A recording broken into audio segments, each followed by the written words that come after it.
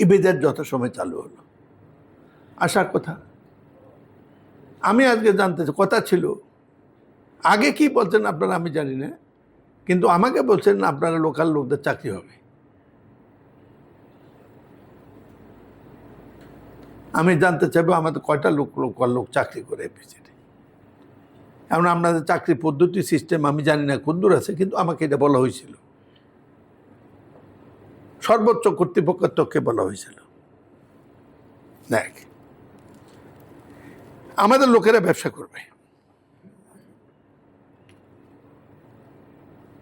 কয়জন লোকে ব্যবসা করে? আমার এলাকা বলতে ইয়ে পর্যন্ত, এই রাস্তা পর্যন্ত, এখন আগে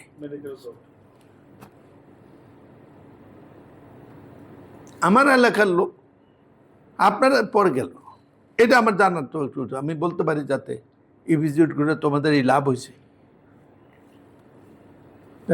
এটা একটু জানার। পরবর্তী পর্যায়ে ইপিজেড যখন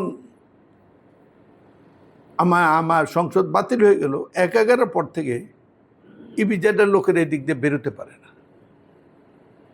বেরোলে পরে তাদের টাকা পয়সা বেতন টেতন সব নিয়ে যায়।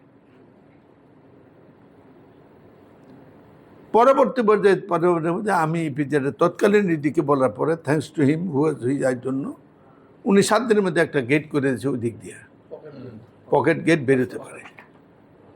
আমি বলছিলাম আরও ডান দিকেও ঘুরান। এনিওয়ে, এর পরবর্তী পর্যায়ে একদিন ওটা শুনলাম, আপনার কথা শুনে রাখেন। একদিন এখানে আসছে রোজার মাসে, ঈদের দিন আমি ঘুরতে পেরেছি আপনাদের পকেট গেটটা পরে দিয়ে। খুব সম্ভবত পকেট গেটটা চালু হয়েছে, এখানকার লোকজন খুব খুশি, তাদের এখন বাড়ি ভাড়া হচ্ছে, গরু পর্যন্ত ভাড়া দিয়ে লাইছে। এদেশের মানুষ তো বেসিক্যালি অকৃতজ্ঞ মানুষ, এটা জানান তো, কিছুদিন মনে থাকে না। আপনি উপকার করেন মনে থাকে একদিন, ক্ষতি করেন মনে থাকে 3 দিন, এর বাইরে কোনটার লিমিট নেই। তো এই দেশে আমি এখানে এসে দেখলাম যে মানুষ ঈদের আনন্দে আছে। আমি মনে মনে আলহামদুলিল্লাহ বললাম যে ইপিজেড করে অন্তত। কিন্তু কিছুদিনের মধ্যে দেখা গেল আপনাদের বর্জ্যের কারণে অভিযোগ, এত সুন্দর বর্জ্য ওই দিক দিয়ে আসতেই গন্ধ।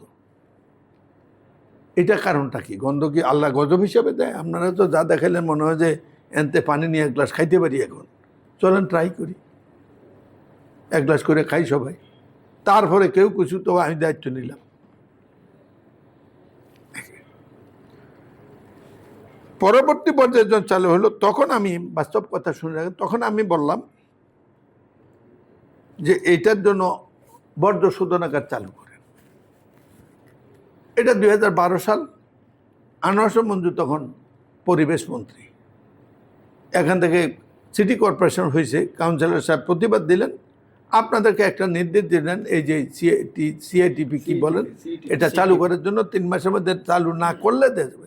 3 মাসের মধ্যে আপনারা করেন নাই, 3 বছরও করেন নাই। তখনই ইপিজেড এই সর্বপ্রথম দায়িত্ব নিল আমাকে রোখার। I am speaking on record, আমাকে রোখার। আমার সাথে যাদের ভালো আগে ওই যে কাজ করার সময় একটা সম্পর্ক সৃষ্টি হয়েছিল, তারাও ট্রান্সফার হয়ে গেল।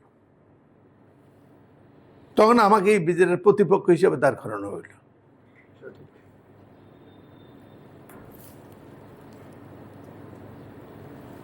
আচ্ছা, ওখানে যে আমি তো আমি সর্বোচ্চ উচ্চ পর্যায়ে যোগাযোগ করলাম। তারও আগে একটা বিরোধ হয়েছিল, আমি এটা সেটেল করতে পারতাম, কারণ প্রধানমন্ত্রী সচিবালয়ে যিনি এটা ডিল করতেন ও রাজনৈতিক জীবনে আমার কর্মী ছিল। You are director in the prime minister office করেছ, আমি পারতাম।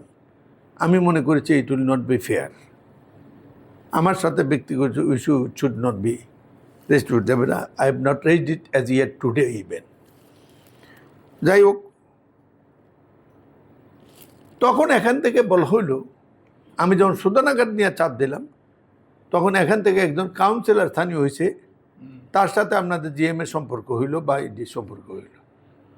তার বাপও আমার সামনে চেয়ারে বসে না, বাট সে নতুন হয়েছে, এ আমাদের লোকরে বানাইছে, রাজাবাড়া থেকে 2-4 জন রাখা উচিত ছিল না?